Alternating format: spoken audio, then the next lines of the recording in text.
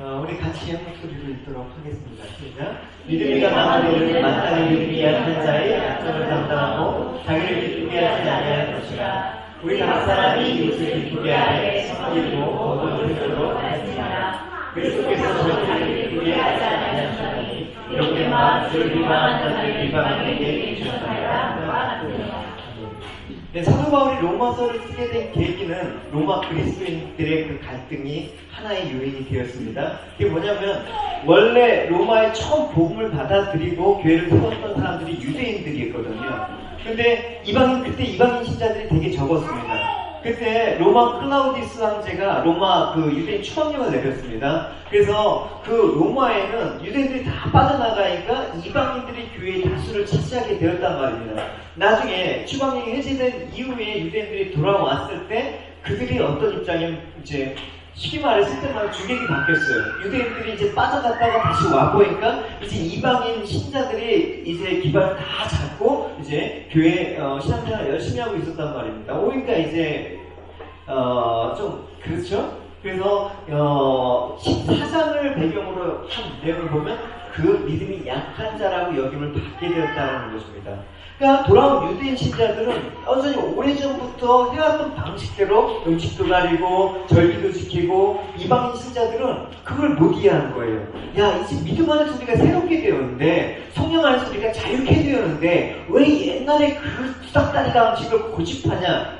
우리 가끔 그 생각을 하죠. 목사 말대로 장의자를 놓느냐, 이렇게 의자를 놓느냐, 왜 그런 방식으로 싸우냐. 그건 본질이 아닌데. 그래서 오히려 유대인 신자들이 믿는다고 하면서 너희들 믿음이 없는 거 아니냐? 약한 자 아니냐? 라고 업신여기게 되었다라는 거예요. 근데 사도 바울은 복음의 본질, 그 핵심의 차이가 없다 그러면 그냥 겉으로 드러나는 거는 큰 문제가 아니다. 서로 인정해주면서 믿음이 내가 강한 자로 그 모든 것들을 허용할 수 있다고 한다 그러면 믿음이 연약해서 그것만 고집하는 사람들을 인정해주고 감싸주나 이해해라, 이런 식으로 지금 말을 하고 있는 것입니다. 그게 이제 5장, 15장의 내용들을 이렇게 쭉 흘러오고 있습니다. 오늘 3절까지만 보겠는데 우리 1절 보도록 하겠습니다. 시작. 믿음이 강한 우리는 마땅히 믿음이 약한 자의 약점을 감당하고 자기를 기쁘게 하지 아니할 것이라. 예, 믿음이 강한 자가 믿음이 약한 자를 담당하라고 했습니다. 약점을. 여러분, 근데 한번 생각을 해봅시다. 믿음이 내가 강하다, 믿음이 약하다 할 때 우리가 갖고 있는 인식이 무엇인지 한번 살펴봅시다. 보통 우리가 믿음이 강하다고 하면 어떤 인식을 갖고 있습니까? 제가 5학년 때 태권도를 시작한 계기가 있습니다. 그때 왜 시작을 했냐면 놀이터에서 싸움을 붙었어요. 그때 초등학교에서 가장 자칭 일진이라는 그 아이라고 해서 모르고 붙었죠. 제가 그거 알았으면 붙었겠습니까? 붙었는데 일방적으로 맞고 집에 들어왔습니다. 코피가 터지고 눈이 방땡이가 돼가지고, 그래서 안 되겠다. 그러니까 부대에서 잠을 못 자는 거예요. 그래서 단순한 동기로 시작했어요. 복수하리라. 그래서 그 다음날 도장에 다 등록했어요. 도장 등록해갖고 열심히 진짜 운동을 했단 말입니다. 꽤 오래 했습니다. 예, 선수도 했으니까. 근데 저를 때린 그 친구랑 같이 했어요. 그 도장에 있더라고요. 어쨌든 친해졌는데 보기엔 되게 단순했어요. 뭐냐면 내가 강한 자가 되어갖고 내가 보여준다, 조금만 기다려라. 결국 복수는 실패했지만 이런 강한 자가 되게 하겠다라는 그 욕망이 과연 우리가 믿음이 강해져야겠다라는 그 내용과 과연 다를까? 겉모습은 물론 다르겠죠. 우리는 교회에서 믿음이 강하다라고 한다 그러면 뭔가 영적이 신령한 거라고 생각을 하니까. 근데 사실은 그 내용적인 의미, 본질적인 의미에서 다툴 수가 있다라는 거예요. 그러니까 우리가 바라는 뭡니까? 강자가 되는 거예요. 그래서 강자가 되는 건 무엇입니까? 내가 뭔가 강한 자가 되어서 영향력을 미친다. 또 남들한테 군림하는 위치에서 서 있겠다. 그래서 어떤 인식을 갖고 있냐면 내가 완력이 강해야 된다, 육체적으로 힘이 있어야 된다, 돈도 있어야 된다, 그래야지 강자라고 여기는 세상에서 그렇게 흘러갑니다. 또 하나는 어떤 식으로 흘러가냐면 지식이 있어야 된다, 남들보다 더 많이 알아야 된다, 인물이 잘나고 힘 있고 돈 있고 권세 있고 지식 있고 기술 있고 이런 경험 많고 흔히들 강하다, 똑똑하다 주로 이런 얘기들을 많이 하는 것입니다. 그래서 그 강함을 위해서 내가 노력도 해야지만 뭔가가 더 필요하다. 뭐가 필요합니까? 신의 도움을 받고 싶다. 그죠? 그래서 신의 도움을 받아서 그래서 성취하고 싶은 욕망이 인간이 갖고 있는 종교성입니다. 이런 종교성은 모든 인간이 갖고 있는 욕망 또 그 본성이기도 합니다. 그러니까 사람이 과연 무엇을 관심을 두고 하나님을 믿느냐? 대단히 중요한 문제가 됩니다. 여러분, 사도행전을 보면 시몬이라는 사람이 나옵니다. 시몬이란 마술사예요. 마술사가 등장하는데 그 사람이 이렇습니다. 그 성에 시몬이라고 하는 사람이 전에 있어 마술을 행하여 사마리아 백성들을 놀라게 하며 자칭 큰 자라 하니 낮은 사람부터 높은 사람까지 다 따르며 이르되 이 사람은 크다 이거는 하나님의 능력이라 하더라. 오랫동안 그 마술에 놀랐으므로 그들이 따르니라. 여기서 보면 시몬이 행한 마술은 그냥 일반 마술사들이 하는 뭐 비둘기가 나오고 뭐 동전 없어지고 카드 맞추고 그런 수준이 아니라는 것을 알 수가 있습니다. 근데 지금 이렇게 막 큰 장이 여기를 봤는데 갑자기 시몬 앞에 누가 등장하냐면 빌립이라는 전도자가 등장한단 말입니다. 근데 대단해요. 막 예수 그리스도의 복음을 전하고 세례를 주는데 보니까 용하여 내가 했던 차원하고 다른 마술과 차원이 다른 능력이 나간단 말입니다. 그러니까 빌립의 그 표적과 능력으로 인해서 놀라니까 이 마술가 시몬이 세례도 받아요. 저한테 세례를 주면 뭔가 힘이 임하는 것처럼. 그래서 대단한 그 빌립의 능력을 보고 어쨌든 따라가는데 좀 있다가 이제 예루살렘에서 베드로와 요한이 사마리아 와서 성령 받기를 기도하고 안수하니까 성령을 받는 역사가 일어나는 것입니다. 야, 예수라는 어떤 신을 믿으니까 이런 능력이 나타나는구나. 성령이 임하니까 이런 능력이 나타나는구나. 이 광경을 목격한 시몬, 그 마술사 시몬이 사도에게 돈을 주면서 요청합니다. 저에게도 그 능력을 다오. 이거예요. 이런데 이 권능을 내게 주죠. 누구든지 내가 안수하는 사람은 성령을 받게 하셔서 이렇게 요구한단 말입니다. 그러니까 시몬은 사도를 행하는 그 능력을 돈을 주고 살려고 했던 것입니다. 이런 시몬에게 베드로는 뭐라고 얘기합니까? 같이 읽어봅시다. 베드로가 이르되 내가 하나님의 선물을 돈 주고 살 줄로 생각하였으니 내 용과 내가 함께 명하였지어다. 하나님 앞에서 내 마음이 다르지 못하니 이 교회는 내가 관계도 없고 분이 될 것도 없느니라. 이것을 보니까 시몬이 지금까지 빌립을 따라다니면서 세례를 받고 그를 전심으로 따랐다고 하지만 그것이 정말 하나님에 대한 믿음이 아니었다는 것이 밝혀지는 것입니다. 그러니까 시몬은 마술을 행하는 사람으로서 많은 사람들을 놀라게 했는데 지금 빌립이나 사도는 더 큰 능력을 하니까 그 능력이 커 보이니까 그걸 사서 나는 더 큰 자, 나는 더 강한 자로 살아야겠다라는 욕망이 있다라는 거예요. 그래서 시몬은 그 사도들이 행하는 능력에만 관심 있지 그 능력의 배후에 계시는 하나님의 전능하심과 하나님의 일하심을 생각지 않는 모습을 볼 수가 있다는 것입니다. 그러니까 시몬에게 빌립은 단지 자기보다 큰 능력을 행하는 사람 밖으로만 보이지가 않지요. 빌립이 전하는 그리스도에 대한 관심은 없었고 그걸로 표적이 나왔기 때문에 이걸 돈 주고라도 내 걸로 만들겠다라는 그 욕망적인 발상이 있다라는 것입니다. 그게 우리들이 갖고 있는 종교성, 믿음이 강하다라고 생각하는 인식 속에 포함이 되어 있기 때문에 제가 말씀을 드리는 것입니다. 여러분 이런 시몬과 같은 생각으로 우리가 믿음의 강함을 원하는 건지 한번 생각을 해보셔야 되는 것입니다. 내게 믿음 주셨어. 강한 믿음. 강한 믿음으로 뭐 하려고요? 잘 물어보셔야 되는 것이죠. 그래서 성경은 강한 자가 되는 게 아니다라고 계속해서 말씀하고 있습니다. 오히려 약한 자가 되라. 강한 자가 되려고 하는 것을 회개하고 너 약함을 자랑하는 곳. 그것이 어디다? 그것이 교회가 돼야 된다. 할렐루야. 어떤 분은 한때 내가 교회에서 열심히 자기 소원을 빌었대요. 응? 열심히 빌었는데 잘 이루어지지 않아갖고 절에 가서 빈대. 그래서 잘하셨다. 네, 교회는 그런 곳이 아니다.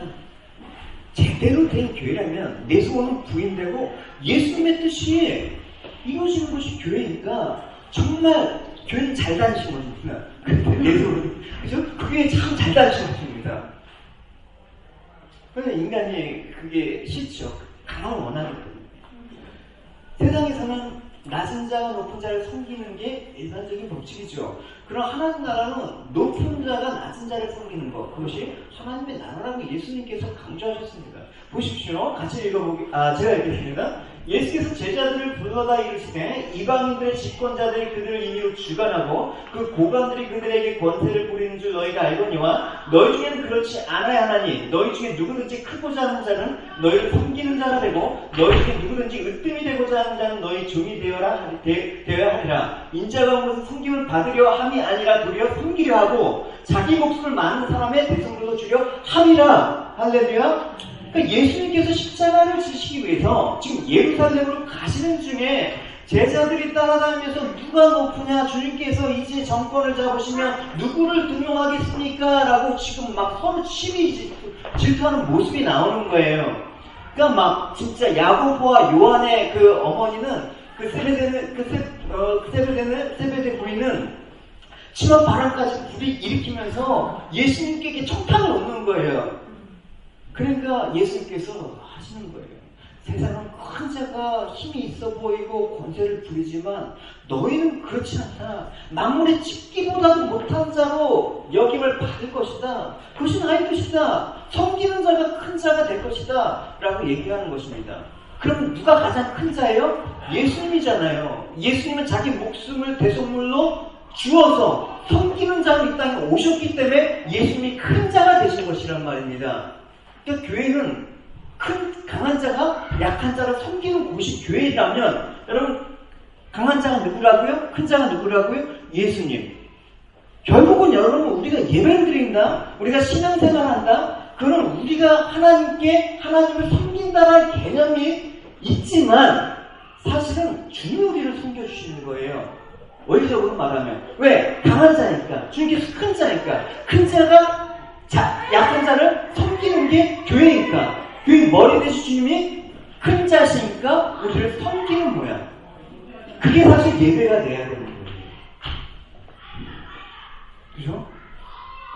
그래서 우리가 신앙생활 한다는 건 계속해서 주님의 섬김이 필요한 사람입니다 라고 인정하는 거예요. 결국 그 말은 뭐예요? 여러 말로 하잖아요. 우리가 주님을 의지합니다. 그죠? 주님은 나의 전부이십니다. 주님이 없이는 나는 못 삽니다. 이런 식으로 우리 고백을 하잖아요. 만약에 우리가 주님을 의지할 필요가 없다, 주님 우리를 섬길 필요가 없다, 그럼 우리는 믿을 필요가 없어요. 주님을 내 스스로가 강한 자가 되면 되는 것입니다. 근데 오늘 1절 말씀은 강한 자가 약한 자의 약점을 담당하라고 얘기를 하고 있죠.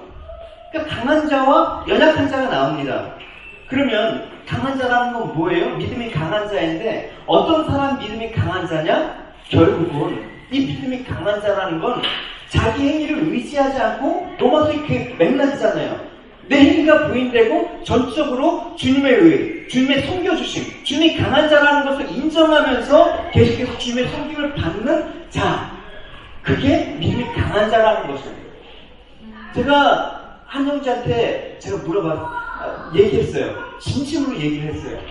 뭐냐, 선생님 결혼하면 절대 자매를 만날 텐데 그 자매한테 물어봐. 믿음이 좋냐 나쁘냐. 하고 내가 믿음이 좋다 그러면 결혼하지 마. 가짜가. 내 믿음이 약합니다. 정말 주님의 손김이 없이는 정말 연약합니다. 이 사람이 진짜일지도 몰라. 진짜 그래요. 그죠 목사님?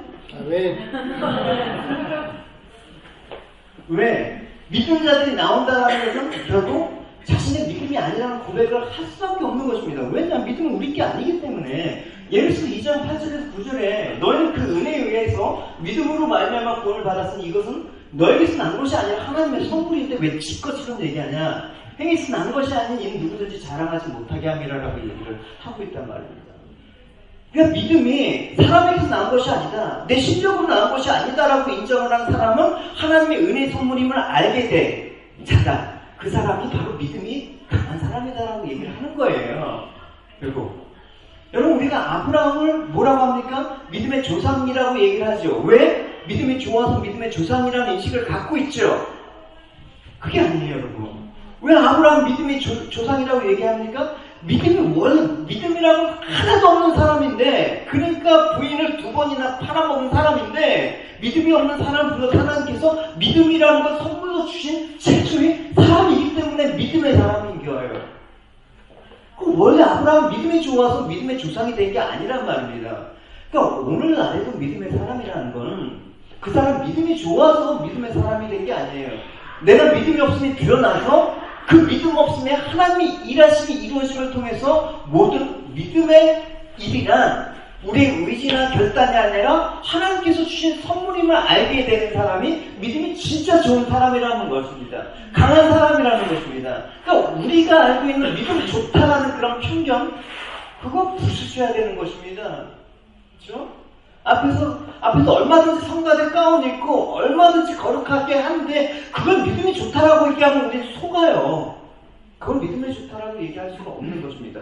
물론 꼭 그렇게 단정 지을 수는 없지만, 그래서 그 믿음에 있어서 그 고백이 중요하다는 거예요. 로마서 11장 32절에 이렇게 있습니다. 하나님 모든 사람을 순종하지 아니하는 가운데 가두어두심은 모든 사람에게 긍휼을 베풀게 하신다. 가두어두셨대. 하나님이 가두셨는데 어떻게 나와요? 그러니까 순종하지 않은 불순종 가운데 가두셨기 때문에 우리는 절대 믿음으로 그 하나님의 진노를 우리 스스로의 믿음이나 어떤 행위에 의해서 벗어날 수가 없단 말입니다.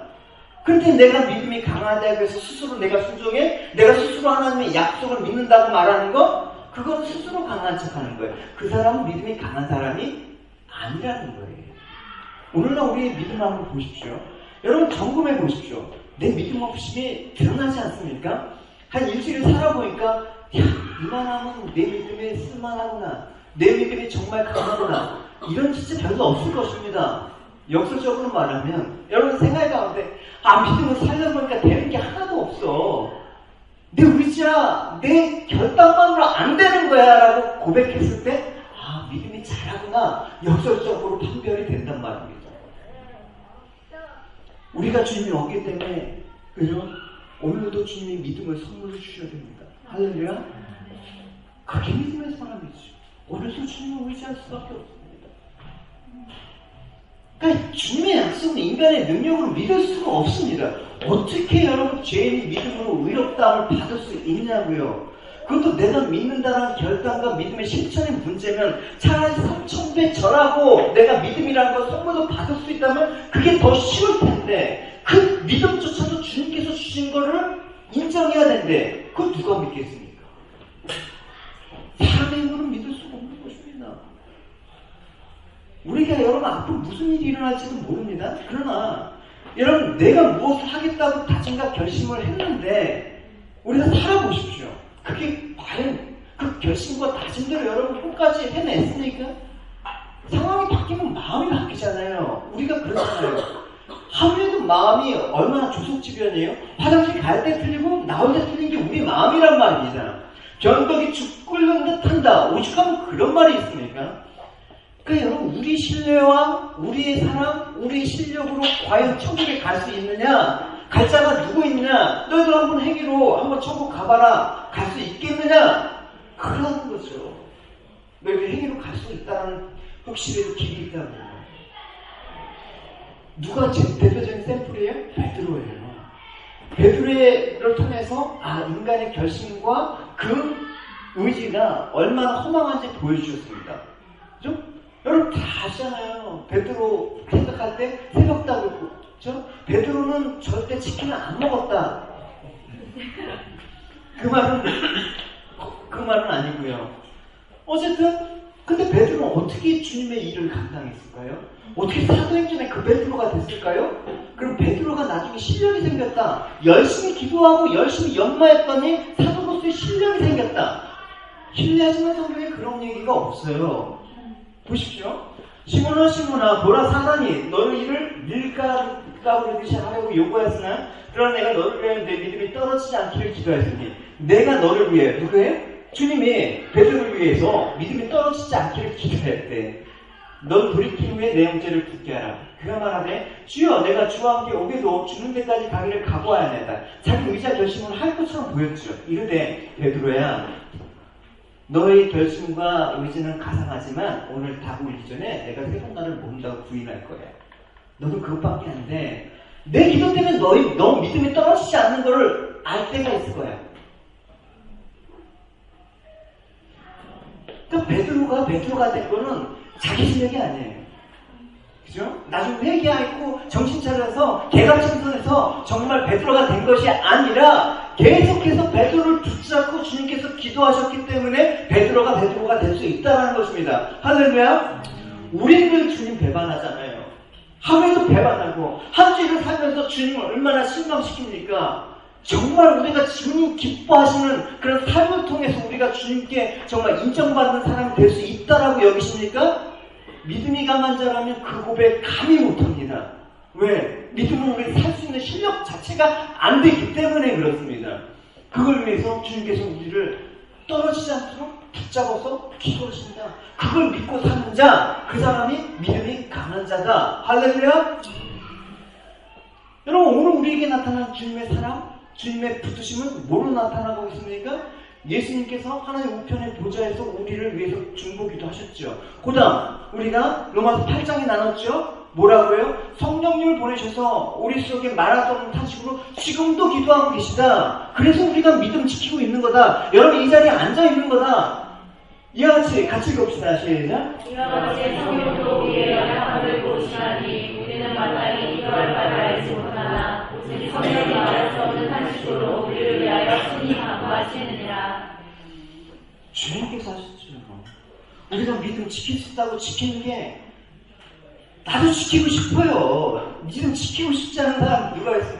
나도 믿음 줬고 싶어요. 줬고 싶지 않은 사람이 있어요. 근데 그게 아니라는 것이죠. 결국은 이 주님께서 붙잡으시는 이 믿음으로 말미암아 나타난 하나님의 사랑이 나를 계속해서 이끌어 가시구나. 이 사람은 결국 끊을 수가 없는 것이구나. 누가 이 사람을 대적할까? 누가 이 사람을 송사할까? 누가 정치할까? 이런 고백을 할 수 있다면 그 사람 참 믿음 좋구나 말할 수 있어요.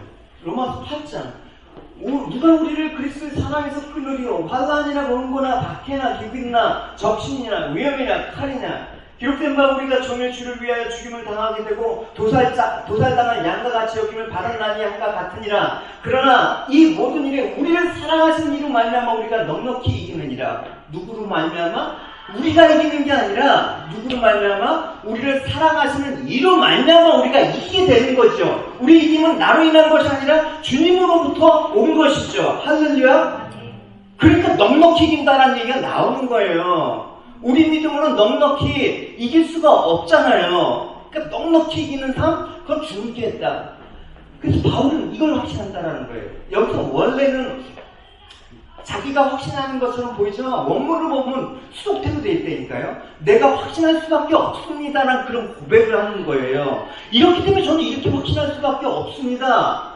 내가 확신하노니, 내가 원문으로 보면 내가 확신할 수밖에 없는 그 까닭은 사망이나 생명이나 천사들이나 권세자들이나 현재일이나 장래일이나 능력이나 높음이나 기쁨이나 다른 어떤 피조물이라도 우리를 우리 주 예수 그리스도 안에 있는 하나님의 사랑에서 끊을 수가 없기 때문에 그렇습니다. 기가 막힌 고백입니다. 이것을 믿는 자라면 자신의 행위에 따라서 믿음이 좌우되지가 않은 그 사람이 강한 자이다. 그 다음 믿음이 약한 자란 무엇입니까? 자신 행위를 의존하는 거겠죠. 로마서 14장에 음식에 관한 규례를 오면서 그 유대인 신자가 이방인 신자가 격돌하는 막 논쟁하는 게 나옵니다. 전체 14장 맥락을 여러분 다 읽어보셔야 되는데 한 구절만 시간 관계상 읽겠습니다. 시작. 어떤 사람은 모든 것을 먹을 만한 믿음이 있고 믿음이 연약하다는 소소한 믿음이야. 예. 여기 보면 믿음이 강한 자라는 것은 어떻습니까? 조금 더 부연 설명하지만 14장이 아니니까 이렇게만 할게요. 그러니까 믿음이 강한 사람이라는 건 어떤 음식을 먹고 아니면 먹느냐에 따라 자신의 믿음은 상관없는 거다. 무상무상을 그건 상관없는 거다. 근데 믿음이 약한 사람은 뭐냐? 자기 행위에 따라서 믿음이 좌지우지 되는 것처럼 내가 이렇게 하면 하나님께서 이렇게 하시고 내가 저렇게 하면 하나님께서 이렇게 하시고 그래서 내가 이렇게 할 수 없어. 이런 사람은 믿음이 약한 사람이다. 그러므로 강한 사람은 아무거나 먹을 수 있다. 근데 연약한 사람은 아직도 법에 매였기 때문에 꺼리는 사람이야. 그래서 어떻게? 그 사람은 믿음이 약하다고 해서 어떻게? 너희들이 구박하면 안 돼. 그러니까 강한 자라는, 너희도 강한 자라고 생각했지만 결국 너희도 행위로 잘난 거 아니잖아. 그렇기 때문에 연약한 자의 약점을 담당해 줘야 돼. 이렇게 얘기를 하고 있는 것입니다. 그렇다면 믿음이 약한 자의 약점을 감당하는 모습이 어떻게 나와 있냐고요? 1절 하반절에 나와 있잖아요. 뭐라고요? 예, 자기를 기쁘게 하지 않냐는 모습. 이게 연약한 자의 약점을 담당하는 모습이래요. 그리고 2절에 또 어떻게 나와 있습니까? 우리 각 사람이 이웃을 기쁘게 하되 선을 이루고 덕을 세우도록 할지니라. 예. 그래서 이웃을 기쁘게 하고 선을 이루고 덕을 세우는 그 일을 해야지만 연약한 자의 약점을 담당하는 모습이야. 근데 너희들 잘 봐. 그 샘플이 주님께서 이렇게 하신 것처럼 하면 돼. 얘기하는 거예요. 주님께서도 이렇게 하셨어. 3절 주님께서 이렇게 하신 예를 보여주신 거예요. 같이 읽어봅시다. 그리스도께서도 자기를 기쁘게 하지 않으셨나니 기록된바 주를 비방하는 자들의 비방이 내게 미쳤나이다 하와 같으니라. 주님께서도 자기를 기쁘게 하지 않으셨다라고 얘기했습니다. 근데 여러분 덧붙여 나오는 말이 중요해요. 그러면 어떻게? 근데 비방을 받지 않으셨대요. 비방을 받지 않아야 되는데 비방을 받으셨다라고 얘기하고 있습니다. 그래서 우리도 이와 같이 이웃을 기쁘게 하는 것이고 나를 기쁘게 하지 않고 이웃을 기쁘게 하면 덕과 세우는 일이 되는데 그 일로 인해서 너희도 주님과 같이 어떻게 비방을 받을 수도 있다는 얘기예요. 왜 그렇습니까? 여러분 보십시오. 내가 선하고 덕을 세우는 일을 여러분 일반적으로 우리가 생각할 때 정말 도덕적이고 윤리적인 부분에서 생각한다 그러면 비방을 받을 일이 없단 말입니다. 사람은 칭찬하죠. 근데 복음을 전하잖아요. 복음을 전하면 그것이 덕과 선을 세우는 일임에도 불구하고 비방을 받는단 말입니다. 왜 그렇습니까? 복음의 내용 때문에 그래요. 여러분 알다시피 복음이라는 건 뭐예요? 너에게는 위로다운을 받는 게 아니야. 예수를 믿어야지만 위로다운을 받는 거거든? 이게 사람 얼마나 기분 나쁘게 하는 얘기인데요. 복음 진짜 복음 들어보면 기분 나쁜 얘기예요. 세상적으로 나쁜 사람한테 들으면 그나마 좀 찔림이 있을 텐데 정말 세상적으로 종교는 안 믿지만 착하게 살고 그게 정상적인 사람이야. 뭐 비난할 게 없어. 근데 그런 사람한테 당신 그들의 삶은 진짜 죽습니다. 죽음 마땅한 사람이에요. 당신은 하나님 진노가 머물러 있는 지금 자리에 있습니다. 당신은 지금 어떻게 착하다고 인정받는데 당신 아무리 착하게 해도 하나님 진노 피할 수 없어요. 그 얘기하고 예수 믿어야 됩니다? 맞아 죽었죠. 근데 반면에 그 사람한테 찾아가서 당신 참 멋있고 고상하고 인격이 너무나 좋습니다. 근데 예수만 믿으면 더 훌륭하고 고상한 인품이 될 거예요. 교회는 다 그렇죠. 사람들이 다 잘 살자고 착하고 바르게 살자고 종교를 믿는 건데 어느 종교를 믿어도 똑같아요. 근데 기독교는 경전이 있기 때문에 고등 종교의 분류가 되거든요. 그래서 기독교의 진리를 믿으면 더 선생님의 인품이 아름답고 고상하게 될 겁니다. 그래서 종교 생활을 하십시오. 한번 믿어보시지 않겠습니까? 이러면 기분 좋죠. 근데 이 두 이야기 중에 어느 게 복음이에요? 전자잖아요. 그러니까 전자는 손과 덕을 분명히 세우는 것임에도 불구하고 복음을 얘기할 때 주님처럼 비방을 받을 수가 있다는 거예요. 그러니까 우리가 말하는 덕과 선을 세우는 방식은 세상에서 요구하는 윤리적과 도덕과 선과는 많이 다른 것입니다. 그래서 예수님께서 이 땅에 비방을 받으신 이유를 모셨어요. 여러분 예수님께서 정말 비방을 받지 않는 이 땅의 사람들이 좋아할 만한 그런 말씀만 하셨다 그러면 예수님은 벌써 로마의 황제가 되셨어도 10번이 되셨을 거예요. 근데 너희들의 행위를 다 버리고 나를 믿으라 하셨기 때문에 너희가 아무리 노력해도 너희는 마귀의 자식이기 때문에 마귀로부터 헤어날 수가 없어. 그 권세를 이길 수가 없다라고 얘기를 했단 말입니다. 그러면서 예수님께서 이 말씀 하셨잖아요. 사람이 먼저 강한 자를 결박하지 않고는 그 강한 자의 집에 들어가 세간을 강탈하지 못하리니 결박한 후에 그 집을 강탈할 것이다. 이 강하신 분이 누구예요? 예수 그리스도이시란 말입니다. 할렐루야. 이 강한 분이 약한 자, 연약한 자를 담당하시는 게 복음에 있어서 우리가 복음을 영접한다는 얘기예요. 그럼 뭐예요? 강한 자가 주님이심을 인정할 수밖에 없는 거예요. 주님밖에는 이 사망의 권세를 끄집어낼 수밖에 없는 강한 유일한 분이심을 인정할 수밖에 없는 거예요. 내가 스스로 강해지고 내가 이것들을 헤쳐나가겠다, 자수성가하겠다, 이건 복음의 내용이 아니란 말입니다. 그래서 마태복음 18장 17절에 이는 선지자 이사야를 통해서 하신 말씀이 우리 연약한 것을 친히 담당하시고 병을 짊어지셨다함을 이루려 함이라. 우리 연약함을 친히 담당하셨대요. 그러니까 예수님께서 병자를 고쳐주시는 것은 이 이사야 말씀. 그럼 이사야 어떤 말씀을 지금 얘기를 하셔서 인용한 거냐면 이 말씀이에요. 우리는 다 양 같아서 그릇 행하며 각기 제 갈 길로 갔거늘 여호와께서는 우리 모든 죄악을 그에게 담당시키셨기 때문에 고쳐주시러 강한 자가 돼서 끄집어내시러 오셨단 말이에요. 우리가 다 그릇 행하고 제 갈 길로 가는 사람들 아닙니까? 내 세견에 옳은 대로 행하고 사는 사람들이에요.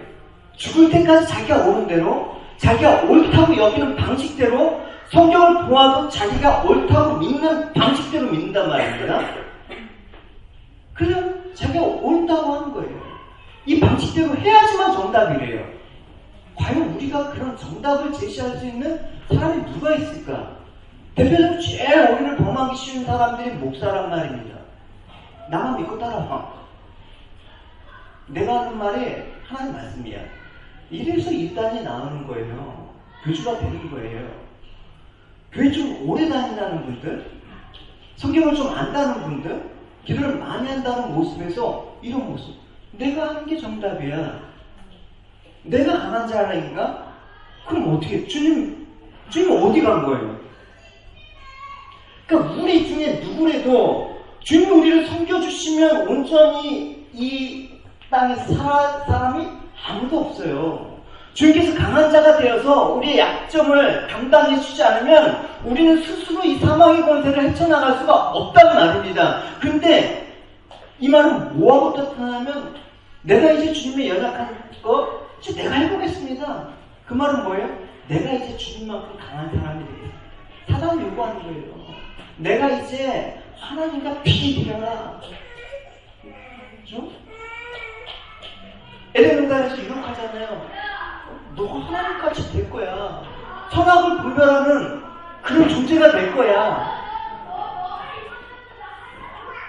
그러니까 믿음이 강한 자라는 거는 뭐예요? 더욱 주님의 섬김을 받아야 된다. 내가 더욱더 주님을 의지할 수밖에 없는 사람이다라는 것을 아는 것. 그게 강한 자예요. 이런 사람은 어떤 모습이 나와요? 형제가 연약함을 보고 욱박지 무시하거나 너무 왜 그것도 몰라? 이렇게 안 나온다는 거예요. 조금 뭔가 들어있다고, 그죠? 뭔가 학이라는 것들을 연마한 사람들한테 나오는 교만이 바로 있는 거예요. 조금 알량한 그 서푼짜리 지식을 갖고 내가 그것도 몰라? 이렇게 욱박치지 말라는 걸 사도 바울은. 로마서 14장을 여러분 잘 읽어보셔야지 좀 더 깊이 있는 묵상이 나올 겁니다. 어쨌든 여러분 성경에 기록된 수많은 믿음의 사람들이 자기 능력으로 믿음의 그 길에 간 사람 찾아보십시오. 찾아보세요. 정말 내가 믿음의 본이라고 할 수 있는 다윗, 아브라함, 이삭, 야곱, 요셉 찾아보세요. 과연 내가 정말 저 사람이 정말 강한 자로 인정할 만큼 믿음이 있는 사람이 누가 있었나? 하나도 없었습니다. 다 그 사람들은 주님이 대신 짐으로 가게 된 사람입니다. 그러니까 우리는 그들을 보면서 우리의 연약함에 대해서 실망하지 않는 거예요. 성경 인물에 정말 완벽하게 주님의 모형으로 제시된 사람들이 있지만 과연 완벽했던 사람이 누가 있어요? 그들의 모습을 보면서 우리가 위안이 되죠. 그래서 시편 68편입니다. 같이 읽어봅시다. 시작. 날마다 우리 주를 주시는 주 곧 우리의 구원이신 하나님을 찬양하리로다. 하나님 우리를 구원의 하나님이시라. 사방에서 벗어나는 주 여호와로 말미암거니와. 할렐루야. 날마다 우리 짐을 지시는 주 곧 우리의 구원인 하나님을 찬송하리다. 할렐루야.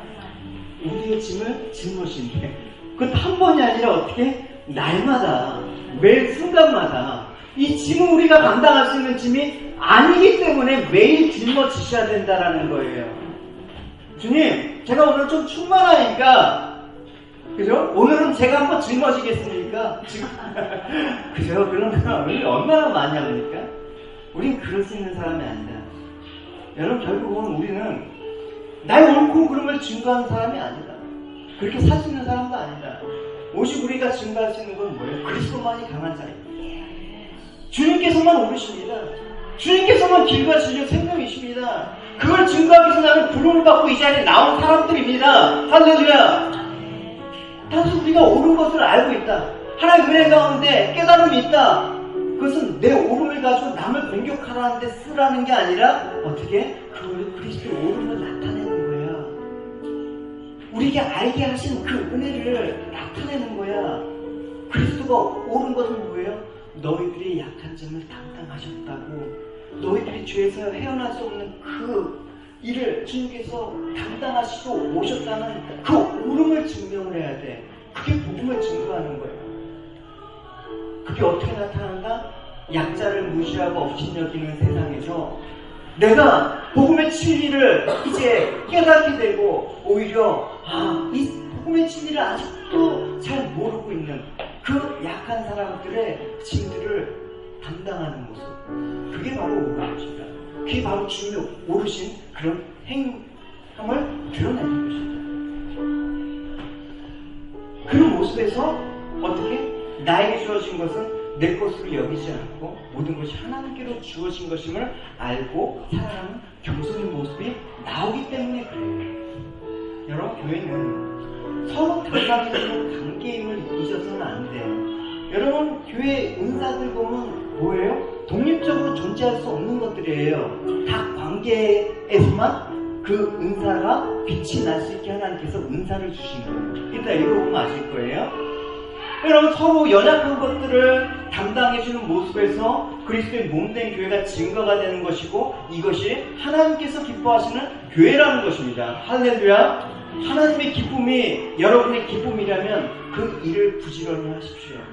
누군가 여러분한테 믿음이 연약한 사람이 보인다 그러면 무시하는 대상이 아니라 그 연약함은 내가 담당해 줘야 될 형제로 여기십시오. 그것이 여러분의 기쁨이 되는 거예요. 나의 기쁨이 아니라 주님의 기쁨이 되는 거예요. 이를 위해서 여러분에게 주신 게 뭐라고요? 뭐라고요? 은사. 은사는 선생님이 아니에요? 하나님 주신 선물이에요. 다음 주에 여러분에게 주신 은사가 이 시간 무엇인지 한번 이 말씀을 읽으면서 생각하시면서 이걸 내가 단지 어떤 연약함을 담당해 줬으면 좋을까요? 한번 여러분 진지하게 좀 물어보는 시간을 가졌습니다. 내가 정말 이걸 어떻게 나를 기쁘게 하지 않고 주님의 몸을 기쁘시게 하는 대로 사용할 수가 있을까요? 이것을 고민하며 이것을 나타낼 때 하나님께서 믿음이 강한 자야, 이렇게 칭찬하시고 싶어요. 우리 같이 읽어봅시다. 시작. 너로 주안에서 가신 내가 너희를 권하노니 너희가 불신을 받은 일에 합당하게 행하여 모든 겸손과 온유하고 오래 참음으로 사랑 가운데서 서로 용납하고 평안에 맺는 줄로 성령이 하나 되게 하신 것을 그리스도시니라. 몸이 하나여 성령과 한 분이시니 이와 같이 너희가 불신의 한 소망 안에서 불신을 받았느니라. 주도 한 분이시요 믿음도 하나요 세례도 하나요 하나님도 한 분이시니 곧 만유의 아버지시라. 만유 위에 계시고 만유를 통일하시고 만유 가운데 계시구나. 7절. 우리 각 사람에게 그리스도의 선물의 분량으로 은혜를 주셨나니 또 우리들을 그가 위로 올라가실 때에 사로잡혔던 자리를 사로잡으시고 사람들에게 선물을 주셨다 하였도다. 올라가셨다 하였은즉 땅아래 가라진 곳으로 내리셨던 것이 아니면 무엇이냐. 내리셨던 그가 곧 모든 하늘 위에 오르신 자리 이는 만물을 충만하게 하려 하시니라.